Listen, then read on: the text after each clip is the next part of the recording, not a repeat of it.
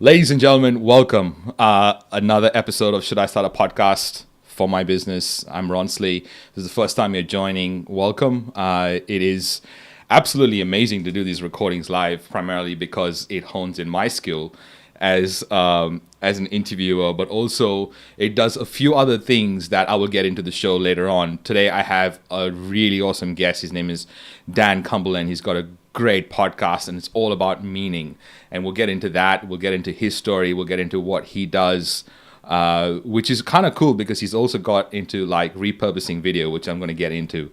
If this is the first time you're joining us, this is a show for business owner podcasters. So if you do have a business and a podcast and you've kind of had a podcast for a while maybe, and it's either hindered or helped your business, I would love to hear from you. I would like to feature you on the show. I'd like to get these case studies on how a podcast has either helped or hindered a business. And I'm kind of keen to hear all the different types of stories and not just the good ones. So if that's you, let me know. DM me. I'd love to get you on. I will cover a mistake that we all make as business owners, which is thinking that we need to get a sponsor only after the podcast is launched and we have numbers.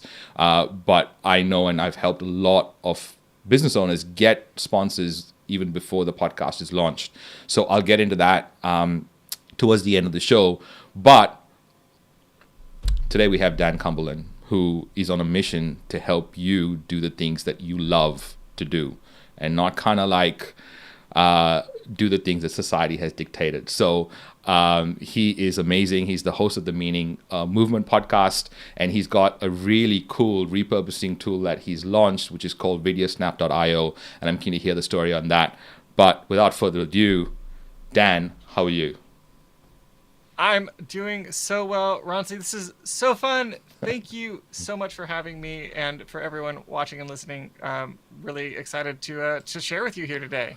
Yeah, so good to have you. It's like this is, I suppose, the evolution of my podcasting journey. After 1,500 interviews, I decided that last year I was going to do them on Clubhouse, and Clubhouse failed dramatically. And the thing that I got out of Clubhouse was being able to moderate a few people at one go, which was a great skill to like learn. And now doing this live is another cool skill that I'm picking up. So thank you for doing this with me. Let's start with this. When did you start podcasting, and how long before that were you a business owner, and what were you doing? What was that journey like? Yeah, great question. So I started podcasting. So the Meaning Movement podcast has been in existence for just over 6 years. So that puts us, it's 2022, 2016 or so, which feels like an eternity ago. It was actually the second podcast that I started. The first podcast was as part of an SEO strategy that I was doing with a friend, starting this business around trying to support parents who were also starting startups. And it was an interesting way to connect with people. That was the main reason that I started that project. But eventually we kind of put that project to rest. But in tandem with that, I was doing the Meaning Movement, which is all about, like you said, helping people find meaning, find purpose, which was primarily at that point a blog. And it was really at the encouragement of Pat Flynn. I don't know if you. I mean, I know lots of people in the podcast world know Pat Flynn. He was doing a kind of like advice podcast for a little while. I forget what it's called. One Day Business Breakthrough or something like this. Oh. Yeah, it was a long time ago. It's kind of fallen by the wayside.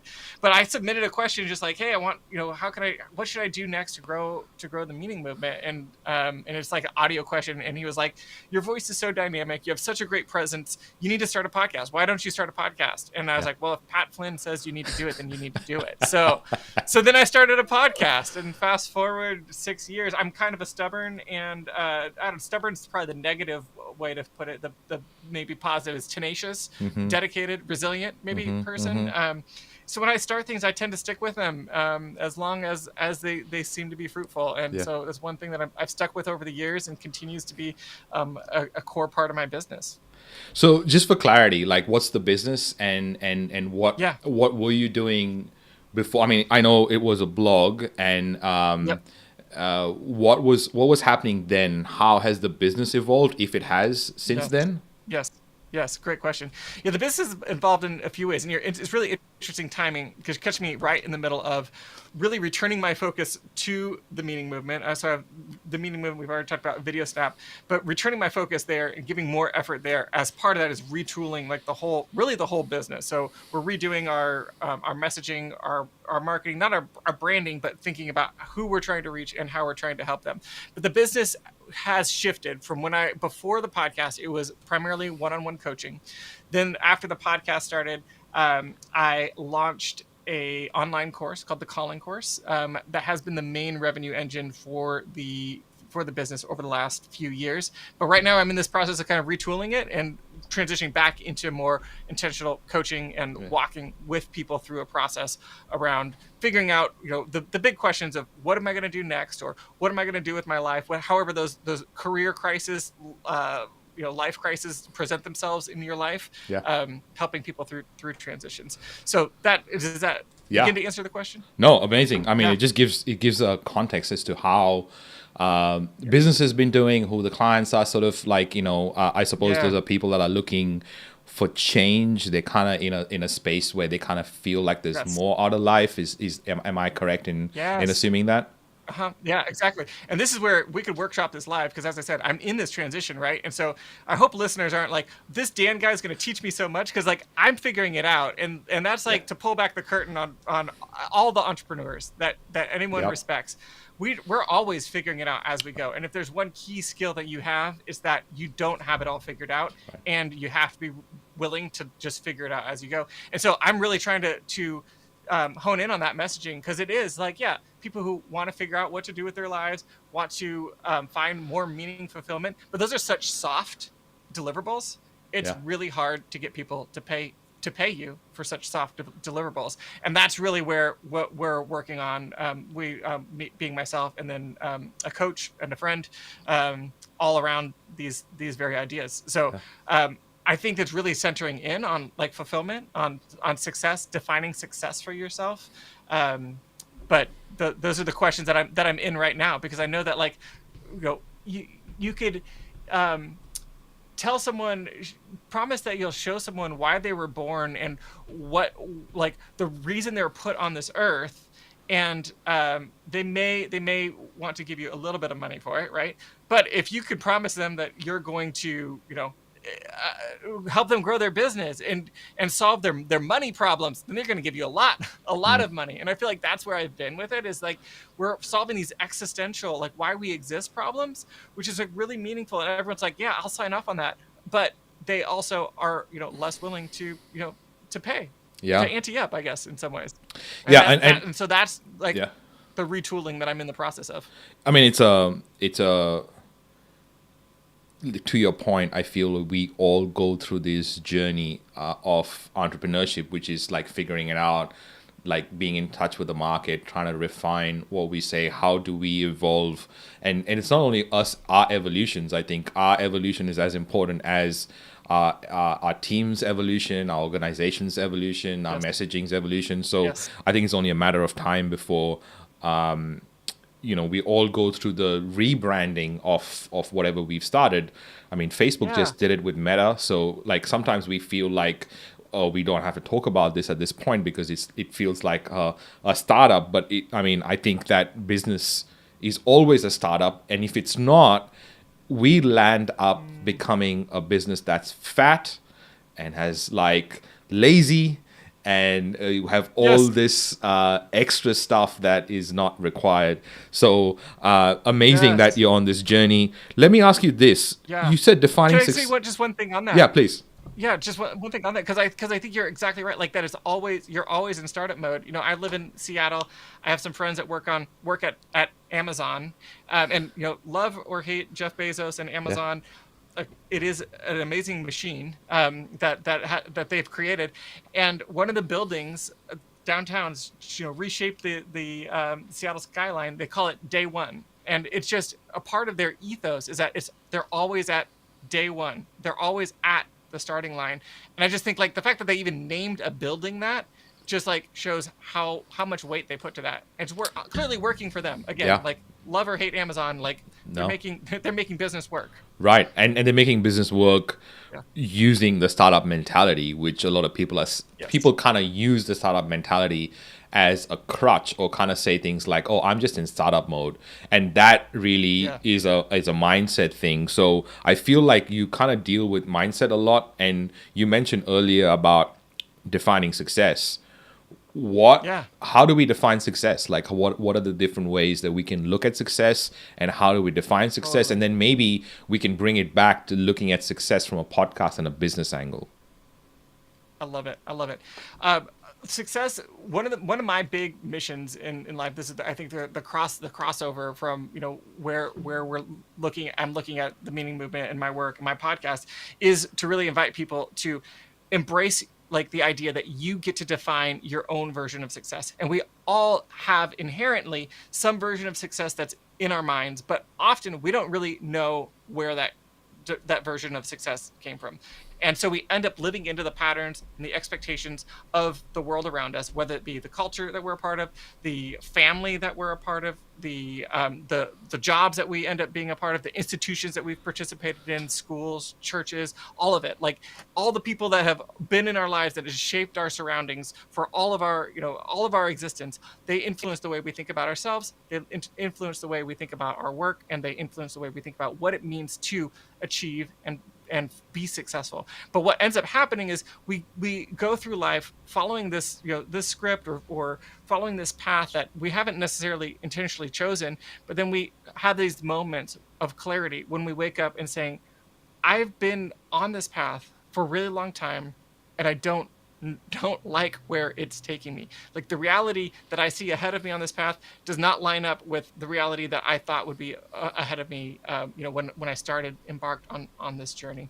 And so my invitation and my work is really about helping people connect with what does success look like for them. And there's a lot of different ways that you can measure success. You can measure it in terms of impact. So what good your work is doing in the world. Really easy to think about that from the standpoint of, you know, a nonprofit or helping professions, you know, people who are, you know, improving the world, making the world a better place in a very altruistic way. But it also could be the smaller ways of, you know, a business coach helping a business grow, or a someone who runs a podcast about helping businesses start podcasts, like helping businesses improve their marketing, right? Yeah. There's these smaller ways that we're all can be contributing to find success in our work because of the impact. And so there's four ways. Let me just put it in this framework, because I think it's helpful. So what I'm talking about here is the product of our work. So we can have success and find fulfillment through the product that we're working on building and being a part of. That's one of the four vehicles, if you will. Mm-hmm. Secondly is the people. So the people could be the customers, the people on the other side of your work, the people that you're serving. And I use customers, you know, could be broad. Again, if you're in a helping profession, it's the people that are participating or benefiting from the things that you're doing. It also could be the people that you're working alongside with, your team, maybe the people that you're managing, the people that are managing you, or whatever it might be. If you're a business, you're a business owner, your employees and co-owners, all of those are the people. And that could be also a place where you find a lot of fulfillment and a lot of success by digging into that team, by investing in that team, by seeing them grow and helping them accomplish their dreams and grow as people. So we have the product, we have the people. Then third is just the process. And this is easiest to think about in terms of an artist or a musician who just loves to create. They get in the studio and they make that thing that they love to make. It's the painter that just loves to be in front of their easel, the designer who just loves to be in Illustrator or Photoshop, just making things. But it also could be the developer who just loves to code, or the business owner who just loves to improve the processes and streamline their business. It's the day in, day out of actually doing the work. And that's another place where you can find, like, define for yourself what success looks like and find fulfillment. And then fourthly is profit. So we have the product, the people, the process, and then we have the product, or the profit rather. And the profit, of course, is what the business does for you, or what the work does for you. It's the paycheck that you get. It's the lifestyle that it affords you. It's the way that you're able to, create experiences for your family, for your loved ones, provide, own a home or rent or like whatever it is, like have those baseline levels of the hierarchy of needs covered. That in and of itself is a really meaningful and a great place to also define success for you. Yeah. So what I invite people to is think through, look, out of those 4 areas, right? What's working in your life, and where are you like, yeah, I'm, high on the product. I love what I'm making as a part of my work, but I'm doing it with people that I don't enjoy being with, or as part of a culture that I don't enjoy, or whatever it might be. Like think through what are the areas that are working, and then what are the areas that are not. And what that creates for you is like multiple bottom line definition of success. A lot of times we define success as business owners as simply, how much money are we making? Are we making money? And that's important, right? A business has to make money, but it goes whether you're a business owner or you're an employee or just have a job or whatever it is, it's still the same. Like work at its minimum, hopefully, is paying you and creating a life for you, but it's so much more than just that. And so inviting people to define what that recipe or what that mix of those 4 areas of life could be for them, and then lean into it, into creating a better mix. Yeah. What a great framework. I mean, product, people, process, profit, and it's like really cool to like look at that and kind of maybe rate yourself from a 1 to 10, and then ask yourself the question: well, if it's whatever the number is, how can I get to a 10? Is probably an easy way to go about defining success for yourself. I actually remember a great interview that Tony Robbins had with the late coach, famous coach, basketball coach. Name escapes me right now, but he had this really amazing definition of success. It was like a 2-hour interview, and I took this copious amount of notes. Yes. And it was just I remember that so clearly because it really helped me redefine my version of success. And you mentioned about a podcast being this great marketing tool. And here's the kicker. I don't think a podcast is a marketing tool. I think a podcast is the best business development tool that ever existed. I think that if a business owner understands what they have, they can... Yes. I've never actually seen a situation where a podcast hasn't worked for a business if the business owner hasn't gotten cute about the idea, right? If they haven't like done some crazy stuff, like copied someone else or done some habits like interviewing their friends. If they've actually done the real work around a podcast, it's like one of the best business development tools out there. It not only gives you business development, which founders in general avoid, because there's no time. There's time for everything else, right? There's like all these other spinning plates. But if it's done in the right way, you always are having these business development conversations. It's just part of your content. And it just happens to create content for you. Yes. But it's such a different way to think about a podcast as opposed to just being this marketing tool, which it is, but it really isn't. It more is a way to create relationships. Like when you think about us connecting, we've connected over the podcast. If I think about the people in my phone, like after 1,500 interviews, I have a lot of people that are in my phone. Network. Yeah. So it's like this amazing tool that does like, so when you think about your podcast journey, what are the things that have happened that you went, oh, I did not see that coming, but that's really cool? Yeah, that is so good. I think a big part of it is just the credibility that it develops over time, and having been at this, like really taking the long view. And we just, I've been on a slower trajectory than you. We just passed 100 interviews, which is, I've been on the slow path, right? Over 6 years. We've had a few off seasons in there, but I've always told myself that a podcast begins at episode 100. That's like the starting line. Because by then you've done your work. You have your reps. You have like the staying power. Yeah. You know that this podcast isn't going to go away. And everybody knows the stats that, like, I don't know, 7 out of 10 podcasts only release 5 episodes or something crazy like that. Like the attrition rate is really high. But having been at it for so long, we like there's a lot of incoming attention that comes from it. People who want to connect with me, who want to be on the show, who are pitching me, to be guests, that I just never really considered, like how over time it was like that this was adding up to something. Instead, it felt like I'm creating content to serve my listeners. I'm creating content so that I have content out there when I'm busy doing other things. I'm going to do an interview, that way I have something to release this week or this month or whatever it might be. But all of that has built up a some momentum that I'm only really in the last few months beginning to realize how significant that is. And that's some of again where I am kind of retooling. We've just went from 2 episodes a month to 2 episodes a week, which is like a massive change as far as our release schedule.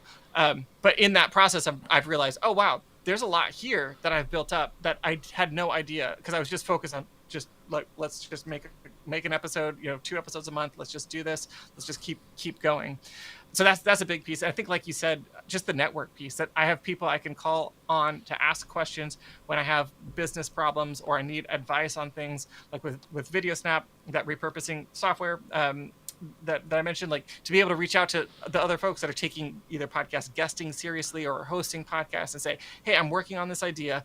What do you think? Take a look at this quick video walkthrough of how the software works, and be able to collect that feedback is just super huge. Right. And I feel like, honestly, I still feel like I'm underutilizing my network, because I know that those connections could amount to so much more than I even asked of them. Sure. But some of it is just like being willing to bring some intention and find that win-win and make those asks. Yeah. Probably something I imagine that you probably have more experience with, and I could learn from your example along the way. Actually, I'm gonna ask you this question on asking in a sec, but I feel like when you're talking about your journey, it is everyone's journey is unique, right? Everyone has their own journey on business, on podcasting, and it's crazy how you've gone from 2 episodes a month to 2 episodes a week.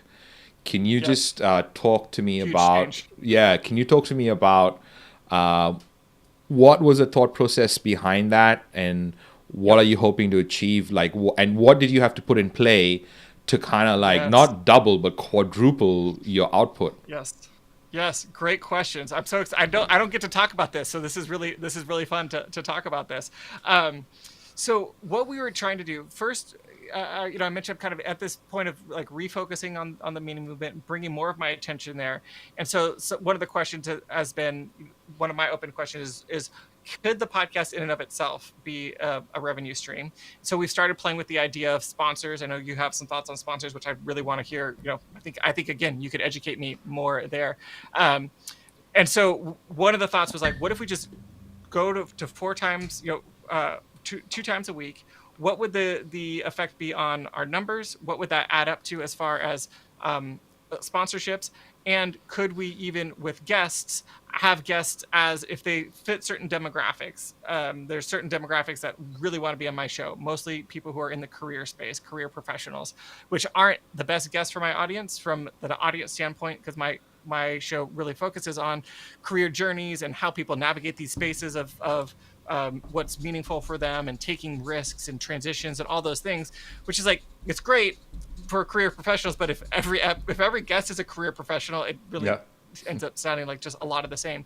And so if they fit that demographic, asking them to pre-promote something of ours, so one of our lead opt-ins, or just pay a flat fee to be on the show. And so that's kind of a side strategy here is like, let's see if it gets the numbers up. Let's see if it can produce some growth, both from subscribers to my email list as well as subscribers to the podcast, and see like what happens if we kind of start chasing after this. So that's some of the why behind it. And then just as far as like the processes, the main thing that I already had an editor who I was working with. He edits all of our episodes. I brought on, and I had hired a content a writer to help with episode descriptions and things like that.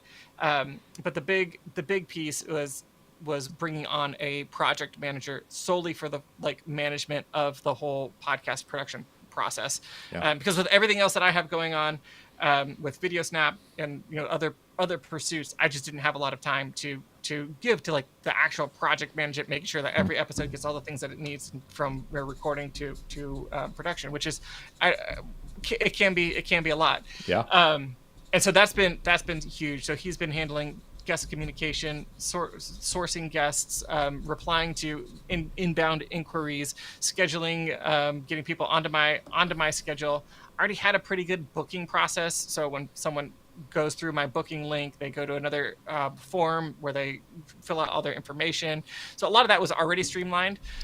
But just that communication piece and then organization piece, he's then working with our editors and our and the content writer to make sure all the other pieces get put into place. The other thing that we did along the way also, which I didn't even mention, but it's huge, is we're on YouTube now. So not only going from two episodes a month to two a week, so a 4x increase plus going from just audio to video. It's been like a whirlwind of activity to get us there. But so that's cool. A few of the pieces that we had to put in place. But that's so cool. I mean, the evolution, it's kind of obvious. I mean, I felt with the advent of like Clubhouse and Facebook audio rooms that audio would really take off. I was really hoping that was going to happen, but obviously we took a back step on that, and video shorts are like the thing to get attention these days. So it's absolutely insane that we don't record the video, even if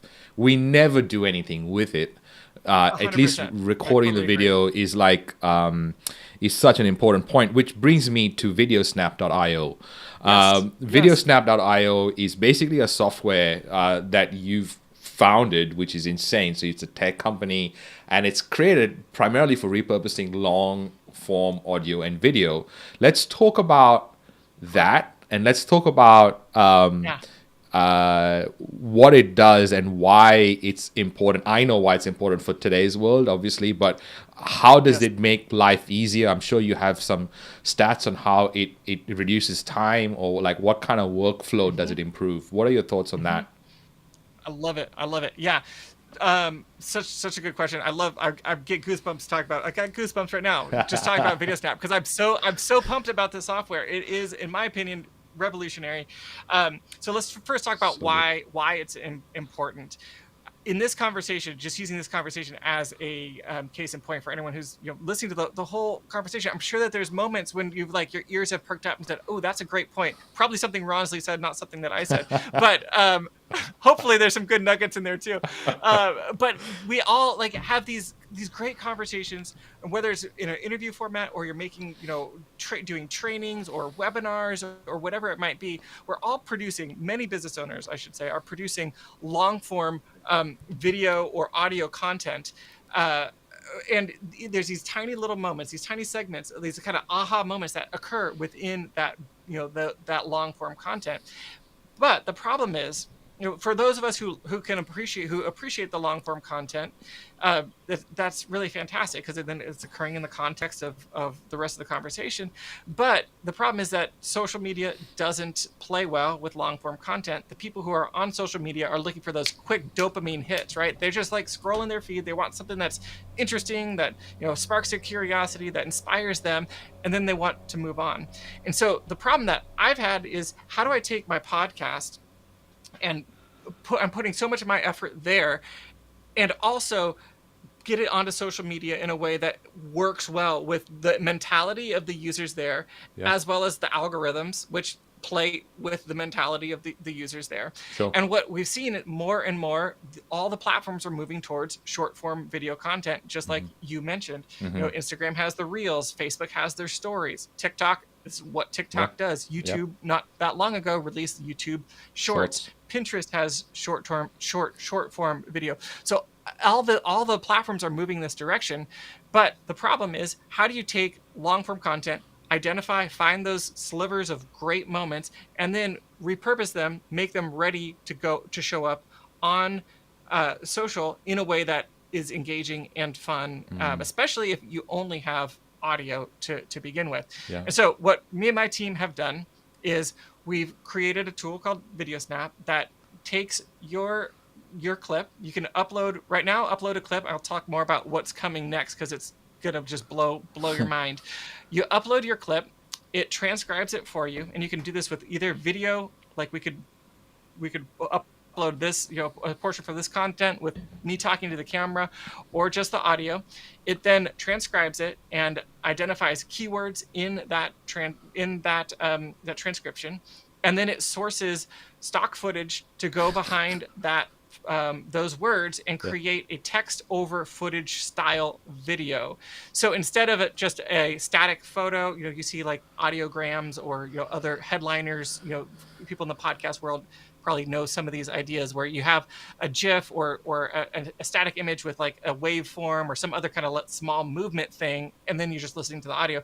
Instead, it's creating a dynamic video with text overlaid over it that's ready to be published on social and performs much better than the other audio formats. And then if you have a video as your source file, like me talking to the camera here, then I can cut back and forth from the person talking to the camera and the stock footage, and it does it all for you automatically. So that's like the major crazy idea. Like, take this, I get so pumped about it.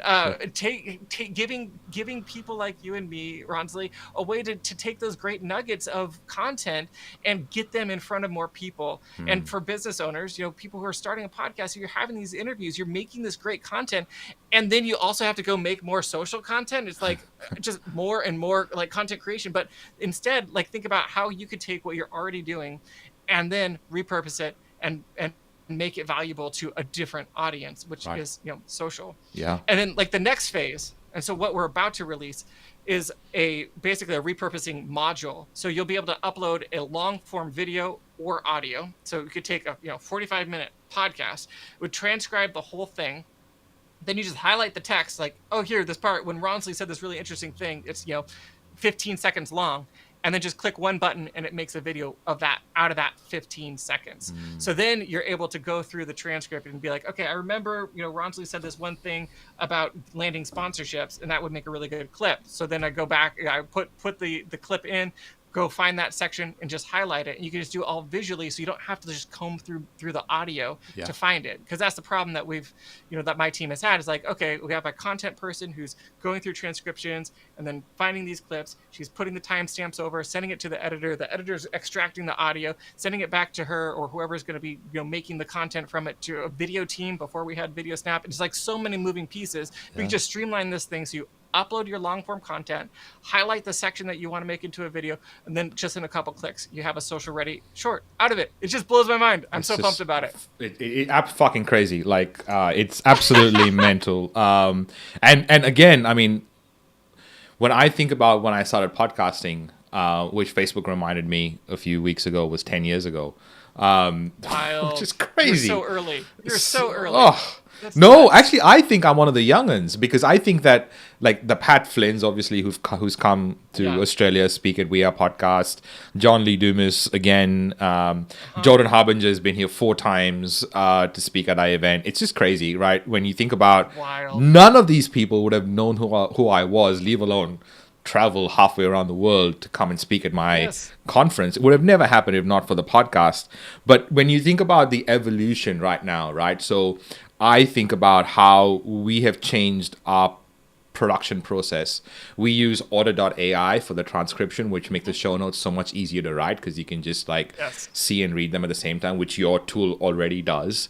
And then we use Copy.ai for the articles, which is literally like 10 seconds. And it not even 10 seconds. It's wild. It's like my best copywriter, who has been with us for ages, will take at least 3 days to produce 1,200 words off a podcast.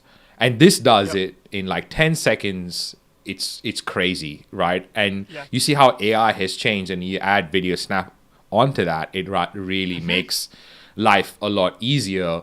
When you're thinking about this, like, who is your perfect audience, and how are you going to go about finding them? I'm keen to know that, because I think that this is a great idea, but like most great ideas, some of them are in books that are in people's garages that never get to be seen, right? So like how can we help, and what is your process, and what is your goal for making this known to everyone?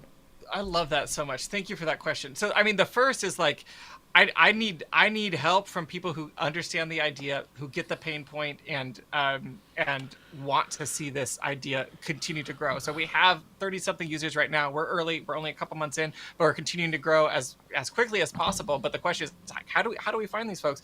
Being on a show like this is super helpful because there's businesses out there who have podcasts that are listening to the show. If you're listening to the show, go to videosnap.io, and if there's not a trial, sign up on that page. There will be shortly. We're retooling the page currently to release our next version of the landing page. But go to videosnap.io. Love to have you just try it out and see how it works with your workflow in your business. My goal for VideoSnap is for it to be the tool for content repurposing. Lots of other tools out there that'll do a lot of things better than VideoSnap. Make, cooler motion graphics and intro sequences and whatever. But I want to be able to take long form content and make social ready shorts.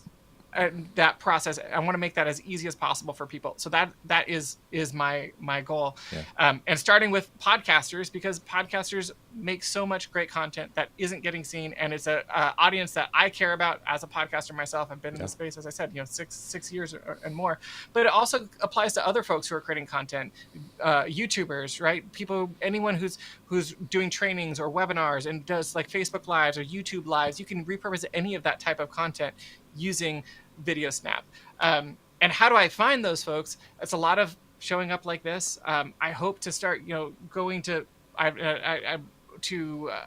like summits and conferences, and representing us there. I'm having a lot of conversations with other podcast focused tools, podcast hosts, and even like social media scheduling tools, trying to find ways to like collaborate so that I can get in front of their audience and hopefully give them some value as well. Yeah. Maybe do some education around repurposing. So if anyone listening has an audience of podcasters that or other long form content creators that would like some free content for them, I would love to come on and talk about getting more value out of your content and reaching a wider audience with that content. And then beyond that, Rosalie, it's like folks like you, like I need your brain on this. Like what else should I be doing? Tell me, like point me in the right direction. I'm glad you said that, because I was going to say it anyway. I was going to go, hey, have you thought of this? Yeah. So, I mean, it's great. You got the meaning movement, and the way I think the biggest value I bring, and that's probably why probably Vayner gets me in for their podcast strategy sessions, is just because the way my brain works, right, and how I can bring a brand together. But because you have the meaning movement and you have VideoSnap, like I feel like you going down the path of who wants to create impact on the planet through meaning is your niched audience, right? And basically, these people want to create impact, and they want to do it in a way that more people find out about them, and that's when they use VideoSnap. Right, and it all ties in together to your brand, and you become the person. Love that so much. Yeah, that you become the person that creates meaning through video, right? Through stuff that people already do, which is the main thing, right? I think people feel like they might have to redo some stuff, but in your case, you're actually telling them that they don't have to redo anything. They just have to like find the meaning in what they've already done and put it out there. Correct. That is so good, and it in two ways. One is like in this actual content, right, of repurposing your meaningful content that you're already creating. But then secondly, like what you just named is exactly what happens when people go through the calling course. They come in to my material thinking, I need to, go back to school to, learn some new thing. But instead what happens is this mindset shift where they see that they could think about and approach what they're already doing with a different lens, and it all comes into focus. And just like when you're at the optometrist, right? And they like click those things, and all of a sudden it's like, whoa, I can see now. Yeah. That's the same thing. So it's like such a good angle. I love that. I wrote that in my notes. Get more impact from your content. I love that. That speaks to me. I love it. I mean, I again, this is not obviously something I've thought of before. It's just through the conversation that we've been having right now that it's come to me because of previous experiences. But what I would do if I were you is on the meaning movement, I would only interview people that have your target market and have no competitive overlap with what you do. So they're not people that are your friends. They're not people that, you'd love to interview. Maybe you do, but they're very purely people who have your target market and no competitive overlap, which means they do different things to what you do. And rather than you go for each fruit at a time, you go for the tree. So you just kind of collect your trees. And then in another 50 episodes by the end of the year, actually, you'll have 100 episodes by the end of the year, you'll have an orchard, literally an orchard of people, of trees that have the fruit that you want to take and process, right? So, that is so good. Again, I've never said this before, so thank you for allowing me for that to come out, because I think that is the way I see podcasting work. It is a business development tool that if you can find a way that it kind of brings your brand together, it's a no-brainer. It's absolutely a no-brainer. And in your instance, because you're doing so many reps, like making each rep meaningful to the meaning movement, like it is so valuable, because not only are you then taking that and creating content from that using your tool, you're allowing other people to know that this is the way you've done it, which is so cool, and it's all meta in itself. So I wonder, I like meta. What is landing the most? What is the part that kind of most made sense of what I just said? Yeah, I mean, the biggest takeaway for me, and again, thank you so much for that, because that is just like mind-blowing. It's like so obvious. It's like right there, but sometimes it's like you can't see the forest for the trees.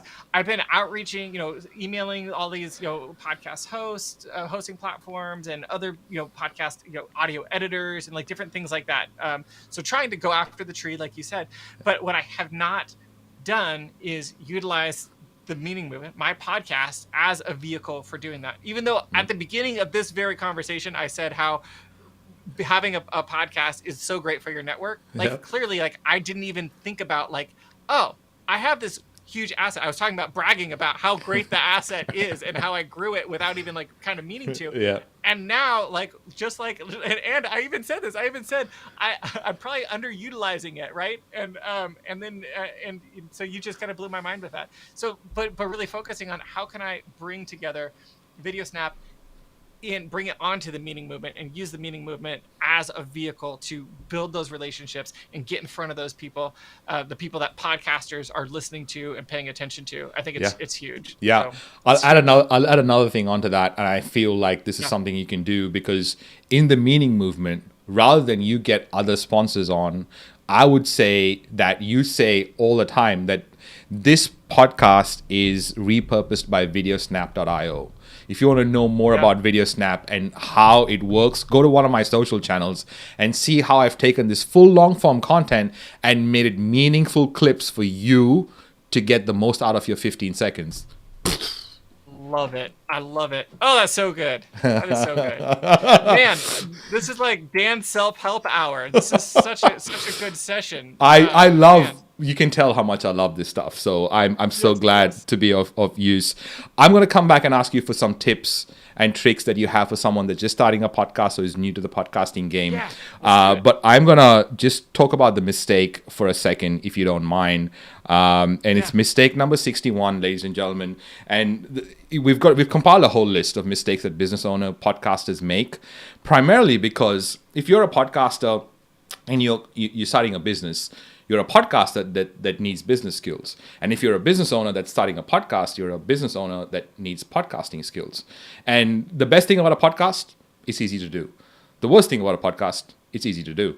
So we land up in these situations that we make these little mistakes that we don't really know why they're happening and where they're coming from. So we've compiled a list. If you want that list, go to mistakes.wearepodcast.com and download it. The first 10 big ones, we have ways to fix it. And most of them, you can just read them out and kind of know, I should not make this mistake.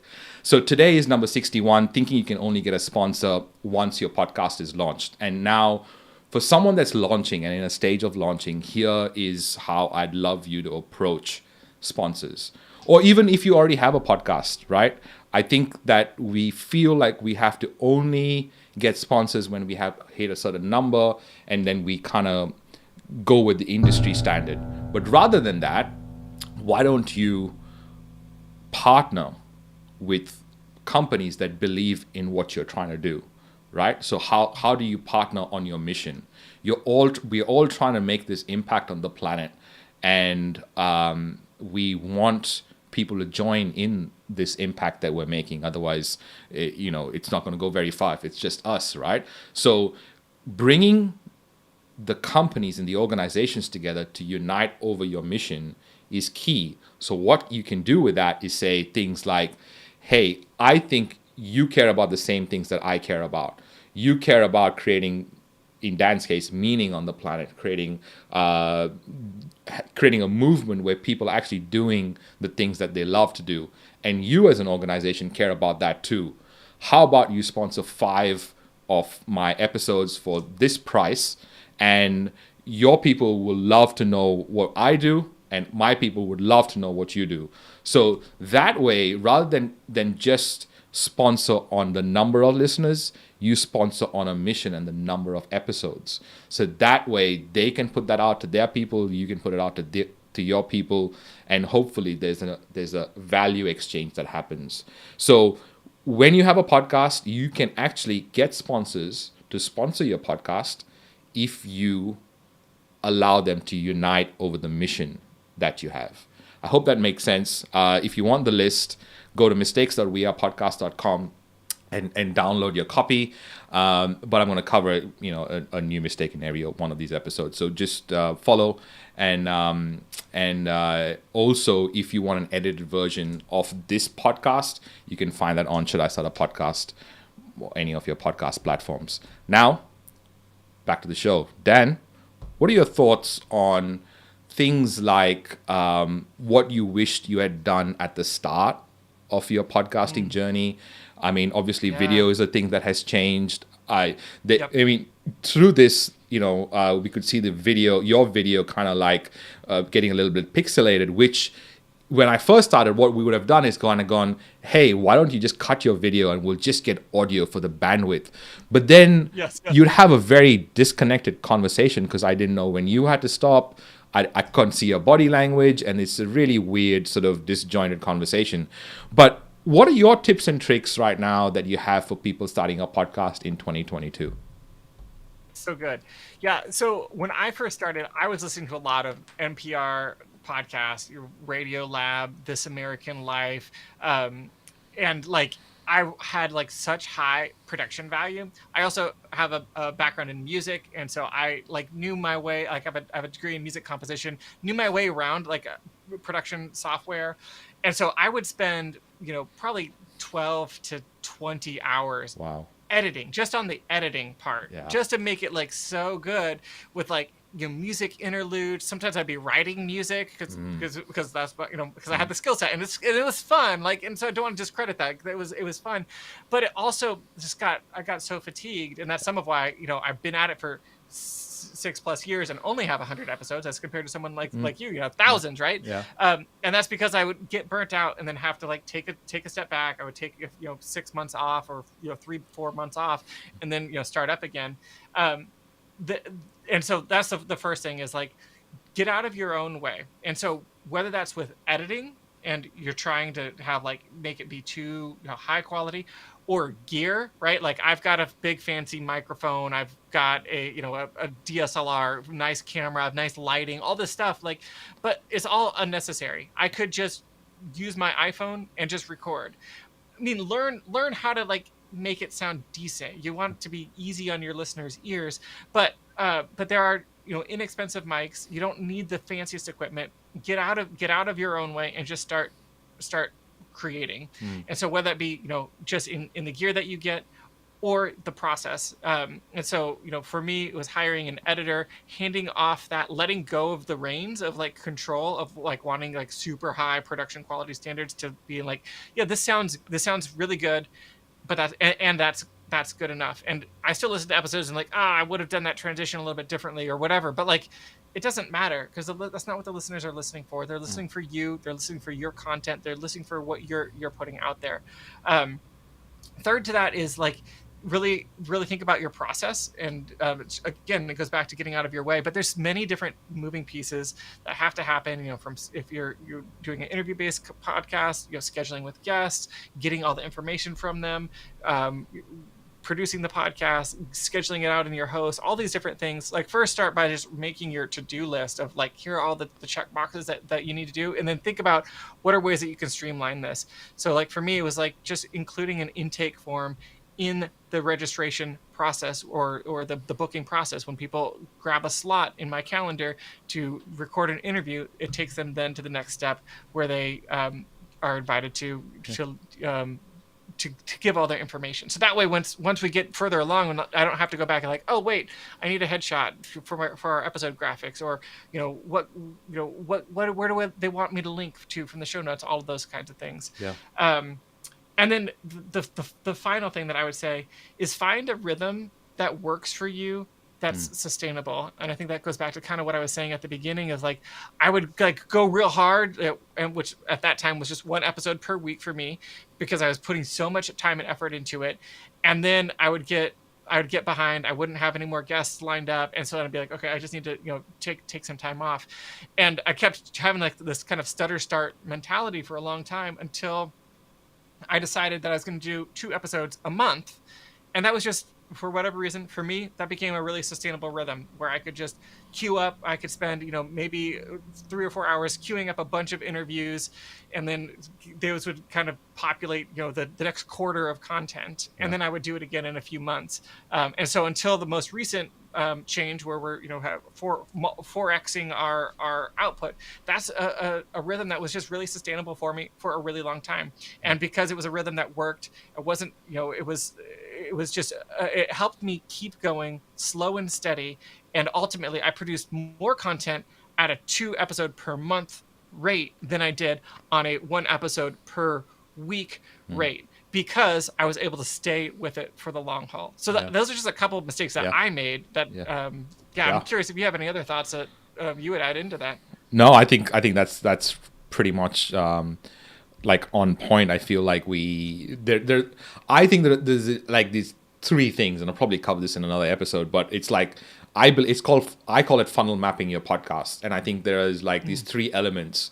The first element you got to think about is the podcast and engagement. Like, how do you keep someone who comes to listen to your podcast to become a subscriber? They want to keep coming back. That's the first engagement piece.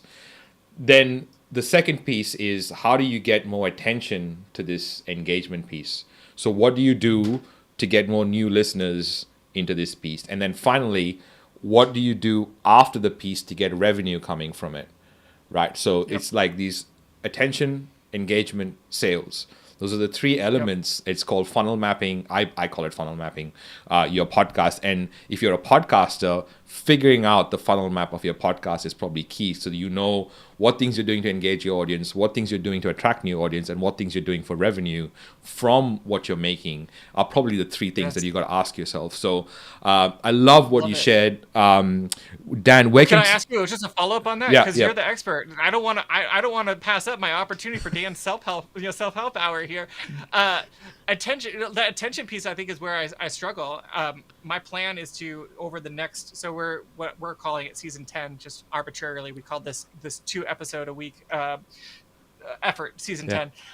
In season 11, which starts in November, I'm really going to put my team's focus more towards guesting, being on shows like I am here. But I'm curious, what's the other low-hanging fruit of getting attention, that first phase of the funnel map? Yeah, I mean, your tool should actually do a lot of that. I mean, in the fact that, if you can produce, and I think that's what works for social reels on any platform, is the repetitive nature of putting it out, and then one gets like famous, and then the rest get famous, and then your brand gets famous. And if you can create short form content like from a tool that, and you're short, like you're literally, it's like AI is doing most of the work for you and you're just clicking a few buttons, that's probably your lowest hanging fruit, in my opinion. The next from there would be partnering with people and kind of going, I'll do an ad read on my podcast for your podcast. How about you do an ad read on your podcast for my podcast? Because we both have the same target market and we have no competitive overlap.